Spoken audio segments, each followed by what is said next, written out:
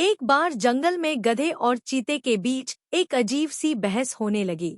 गधा कहता है घास नीली होती है और चीता कहता है घास हरी होती है। उन दोनों के बीच ये बहस काफी देर तक चली। फिर उन दोनों ने फैसला लिया कि घास नीली होती है या हरी होती है, इसका फैसला जंगल का राजा करेगा। फिर वह दोनों जंगल के राजा शेर के पास जाते हैं। शेर के पास रोज सभा बैठा करती थी और सारे जंगल के जानवर वहां उपस्थित हुआ करते थे। जब गधे और चीते का केस राजा के पास आया तो शेर ने पूछा, बताओ क्या परेशानी है। तो चीता कहता है, राजा साहब ये देखो, ये गधा पागल हो गया है। ये कह रहा है कि घास नीली होती है, जबकि हम सब जानते हैं कि घास तो हरी होती है। राजा चीता की बात सुनने के बाद गधे से पूछता है, तुम बताओ।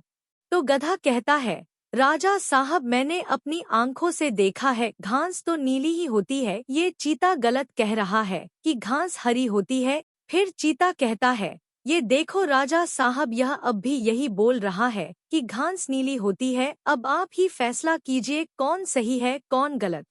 शेर चीते को 6 महीने की जेल की सजा सुनाता है और सभा को समाप्त करता है। गधा हंसते हंसते अपने रास्ते निकल जाता है। जब चीते को ले जाया जा रहा था तब चीता, राजा साहब घास तो हरी होती है। शेर, बिल्कुल सही, घास तो हरी ही होती है। चीता, तो फिर आपने मुझे सजा क्यों दी। शेर, तुम्हें सजा इस बात की नहीं मिली है कि घास नीली होती है या हरी, तुम्हें सजा इस बात की मिली है कि तुम्हारे जैसा बुद्धिमान जानवर भी एक गधे से बहस करके अपना कीमती समय खराब कर रहा है।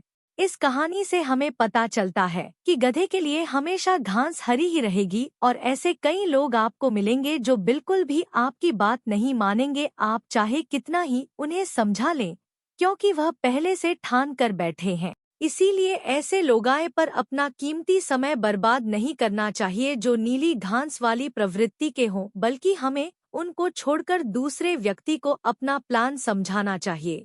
फिर शेर वहां से चला जाता है।